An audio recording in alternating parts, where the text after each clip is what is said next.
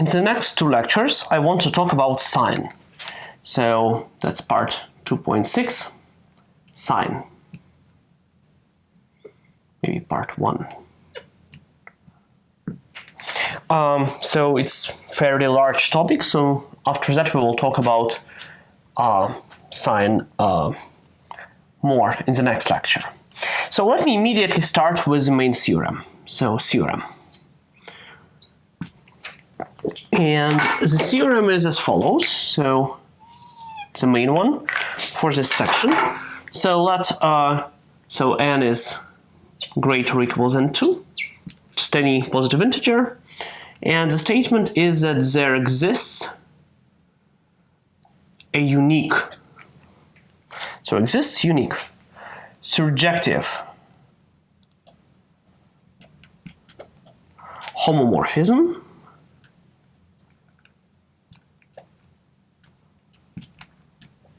from Sn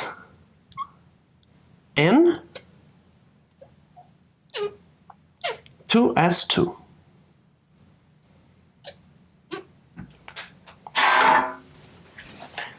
And this homomorphism is called sign. So the formulation seems a little bit abstract, but of course we will talk more about it later on. So let me think about this S2. So S2 is just a group with two elements, and so I can label them as I like, and I will label them 1 and -1. And basically I just think of this as identity, and this is maybe some element x, and the rule is -1 squared is 1. And of course it matches the usual multiplication of integers, 1 minus 1. So sometimes we think about group with two elements as two permutations. Sometimes we think of it as 0 and 1 and adding, and I want to think about 1 minus 1 and multiplying. And of course that's all the same group. Okay, so basically to every permutation I assign one element, and if sign of sigma equals to 1, sigma is called even, and if sign of sigma is called to -1, sigma is called odd. So what does this homomorphism actually means? So it means the following thing. So basically the theorem says that you can take a set of all permutations and then you can divide it into two parts. So one part will correspond to even permutations and another part will correspond to odd. And so basically this go to 1 and this go to -1. And then, so the main statement is it's surjective, so it means both of the sets are basically not empty. Of course, to define such a map, you just need to say which are even, which are odd, which go where. And so surjective means both of the sets are not empty. And what means it's homomorphism? It's just multiplication rule. So it actually tells you that if you have permutations which are even and another even permutation, you can compose them and get even one. If you compose even with odd, you get odd. If you compose odd with even, you get odd. And if you compose odd with odd, you get even. So the theorem just tells you that you can split permutations into types, so that these nice rules will hold, and there will be at least one even, at least one odd permutation. Moreover, it's homomorphism, so clearly identity will be even, and so here, for instance, we have this permutation which does nothing, but the question is who are odd permutations. And one can easily look at the first example. So maybe the simplest example is one can take S2, and this will be just split into parts, and S3, let me do them at the same time. So you can split it into parts, and basically here we will have 1, 2 goes to 1, 2. Here we have 1, 2 goes to 2, 1. And here it's more convenient to say with cyclic notation. So we have identity, cycle 1, 2, 3, cycle 2, 3, 1, 2, 1, 3 being even, and 3 transpositions being odd. So, so basically this is an example, and the theorem is consists of 2 parts: existence, uniqueness. And today in this lecture I want to discuss existence and actually give a way to compute sign and understand it already quite well, but I will not prove it exists, so I will just rely on that. I will compute it if I know it exists. I will show how to compute it. And in the next lecture we will actually construct it. So this is the plan for today. Okay, so what is the idea behind constructing this sign homomorphism? Idea is very simple. So let me maybe start here proving proof of uniqueness part. And then I will talk about existence next time. So let's take one element we know exists, lies in this group. So let's take permutation 1, 2. So observation number 1 is that for any I not equal to j, ij transposition is conjugate to 1, 2 transposition. So that's indeed true, and there are various ways to see that. One of them is just to notice that, okay, they have the same cyclic structure. Most of them are just 2 cycles, and so any 2 permutations, as we learned before, with same cyclic structure are conjugated.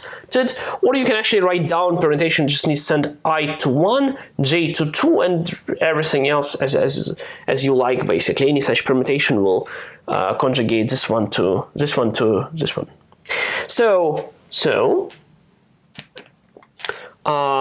there exists G such that Ij equals to G 1, 2, G inverse. Yeah, and I haven't said that, so I'm proving uniqueness. So let's assume this homomorphism exists. So assume existence. And now I just want to show that actually there is a formula for it, so it's only one such homomorphism. So then we can compute sine of Ij. And sine of Ij equals 2. So it's a homomorphism, so it's sine of j, sine of g, sine of 1/2, sine of transposition, sine of g inverse. But then remember, so the target group is abelian, so multiplication there commutes, and so you can just change the order, and so these 2 things cancel each other out, and you get that this is just sine of 1, 2. So what we get, and this is just a corollary of the fact that we are looking at a homomorphism to an abelian group, that sine of every transposition is the same as sine of 1, 2. Okay, so let's continue. So we know that sines of all transpositions are the same. So then, okay, so let's now, there are 2 cases. So sine of 1, 2 can equal to 1 or minus 1. So if sine of 1, 2 equals 1, then sine of every permutation sigma in Sn is equal to 1. And the reason is very simple, because Sn is generated by transpositions. So formally speaking, you know that you take the sigma inside Sn, and sigma can be written as a product I1 J1 times I2 J2 and so on times I don't know, ik, jk, and then you can apply sine to it, and sine is a homomorphism, so it's sine of sigma equals to product of sines, so it will be sine of I1 j1 to the sine of ik jk. And if we know that sine of 1, 2 is equal to 1, then for every transposition the sign will be also 1, and so this is just 1 times 1 times 1 times 1 is 1. So this is more or less trivial. And we assume sine is surjective.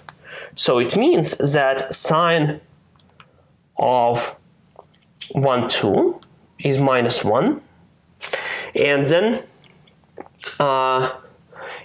of course sine of sigma is equal to, so sigma is a product of k transpositions, it's equal to minus 1 power k, because you have minus 1 for each of them.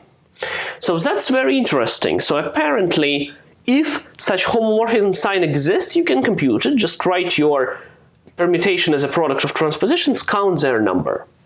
So let me kind of emphasize this result. So sine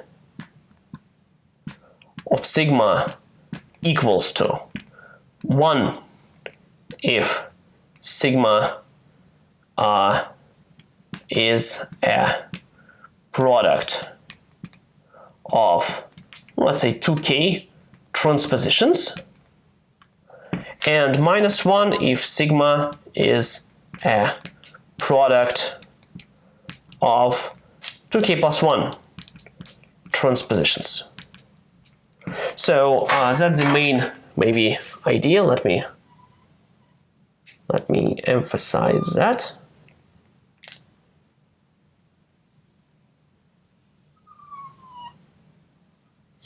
So sine of sigma is either 1 or minus 1. It's 1 if sigma is a product of even number of transpositions, minus 1 if sigma is a product of odd number of transpositions. And you can see that very clearly. So 1, 2, 2, 3, 1, 3 are all products of one transposition. Also 1, 2, 2, 1 is a transposition. And these guys are actually products of two transpositions. For instance, 1, 2, 3 is, I forgot already, probably 1, 2 times 1, 3, but I'm not sure. Well, one maybe other way around. But anyways, so all of these two 3 cycles are products of two transpositions, and so they are even. So from this theorem, from this computation, we can easily say that sine is unique, just because if you assume it exists, here is a way to compute it. And you might say, okay, why don't we just define sine in this way? But the problem is that it's a priori non-clear whether one can even say that. Because what might happen, suppose you have a permutation, and maybe you can present it as a product of, I don't know, 8 transpositions and 197 transpositions at the same time. And then, you know, the sign will equal to 1 according to first part, minus 1 according to the second presentation, and so you get a contradiction. So if such thing existed, then of course this homomorphism would not exist. So what it means it never happens. So we will prove at the end of the next lecture is that a product of even number of transpositions cannot equal to a product of an odd number of transpositions. That just never happens. Okay, so let me maybe say a few more words about how to actually compute sines, and I will erase all of that.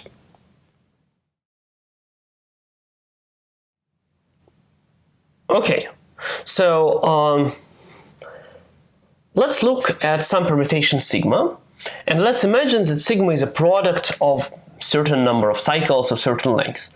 So I will just draw it in some way. Maybe this is one cycle, that's another cycle, that's third cycle, and then maybe there are 2 fixed elements. So this is our permutation. And then, so remember that every permutation is a product of transpositions. In particular, a cycle can be presented as a product of transpositions. So let's suppose we have a cycle of length k. I1 and so on, ik is a cycle. And then if you remember, so we actually discussed it when we talked about cycles, but as cycles of length k, so this is a product of k minus 1 transpositions. So so let me call it C. So if k is even, then C is odd permutation, and k is odd, then C is even. So that's why cycles, so example was the cycle 1, 2, 3. So 1, 2, 3 was even, and 1, 2 is odd, and of course the product, say 1, 2, 3, 4 will be even, because remember, signs multiply when you multiply permutations. And so now if you want to understand whether sigma is even or odd, you just look here. Okay, it has certain number of cycles. If cycle is of odd lengths, if cycle has odd lengths, then the corresponding number of transpositions will be even, and so you basically don't care, it doesn't change sign. But if you have a sign of even lengths, then it is -1 power the number of permutations, it's odd. And basically you just need to count the number of cycles of even lengths. So here is the result. So this is the key kind of thing to remember. So sigma is even if the number of cycles of even lengths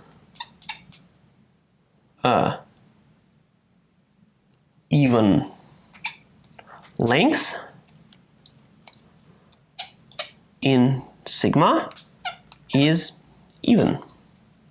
So as simple as that. And it's a little bit confusing because you need to remember that, you know, it's even cycles you should worry about. Odd cycles doesn't change sign at all, and their number should be even, then it is even, and if their number is odd, it is odd. So and odd cycles don't change that. So let's look at an example, and example will be S4. So I want to draw a picture of conjugacy classes here. And of course, there is a conjugacy class of identity permutation. So this is just 4 cycles of length 1. So then there is a cycle, the conjugacy class where you have a transposition and 2 other elements are fixed. You can have 2 cycles of length 2. You can have a cycle of length 3 and fixed point. Finally, you can have a cycle of length 4. And this is even. Let's see. So this one is even. So let me say 1. So it's for the sign it's 1. This is 1. This is what I was saying. So this is -1 because it's just 1 transposition. It's exactly 1 even cycle. It's this case. So it's 1 because there are 2 cycles of length 2. So this is odd cycle. Actually 2 odd cycles. And so this is even. And this is cycle of length 4, which is odd. Okay, so another thing which is a corollary of the fact that this is a sign is a homomorphism, we can look at the kernel.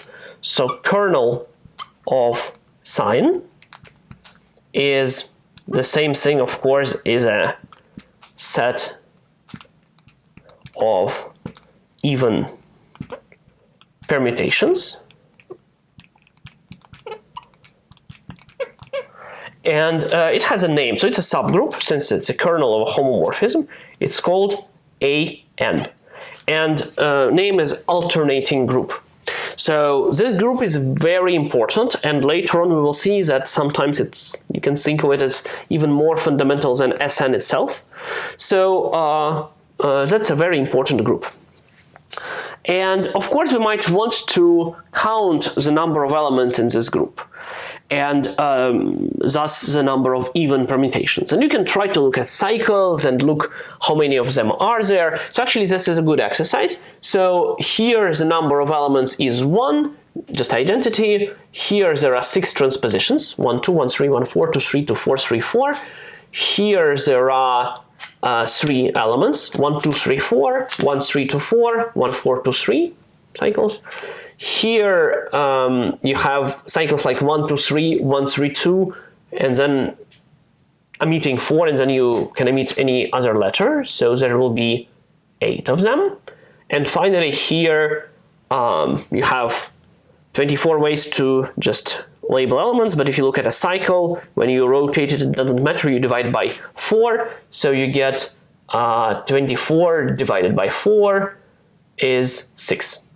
And you can count 1 plus 6 plus 3 is 10, plus 8 is 18, plus 6 is 24. That works very well. So it's 24 elements, 4 factorial. And if you add up 1 plus 1 plus 1, so all even permutations, you will get 1 plus 3 plus 8, you will get 12. So in general, the number of permutations in AN is just n factorial over 2. So half of permutations are even, half are odd. And proof is extremely simple. Let me not write it down. But if you just have this set of even permutations and odd permutations, so these are even guys and these are odd, you just need a bijection. And bijection should take even permutation to an odd one. And since it's a homomorphism, it's really simple. Just take a permutation sigma and multiply it on transposition 1, 2 on the right. This was even, then this sine of sigma times sine of 1, 2 will be minus 1 times sine sigma will be odd. And if you do the same transformation once again, you just multiply again by y2, you'll go from here to there, it's a bijection. So that's why the number of even permutations and odd permutations is the same. 12 even permutations for A4, 3 even permutations for A3, 60 even permutations for 5 letters. Okay, so now you see that computing sine is super easy, just count the cycles, and it has this beautiful idea that it is if you present your permutation as a composition of transpositions, it will be the plus or minus 1, depending you used even or odd number of transpositions. And now we need to prove a theorem that basically, if you just do transpositions, you will, and you get identity permutation, then you used even number of them. And you can try this with your own, you can take, like, I have a lot of colorful markers, you can take your markers in front of you, start permuting them, just using transpositions, and then your goal is to return them to original position, so that you will use even number of moves. But something will go wrong, so you can notice doing this game that after you do odd number of times, you never get back to original position, so something is going wrong. So in the next lecture I will prove this statement, and basically I will give another construction and a formula for sine of a permutation.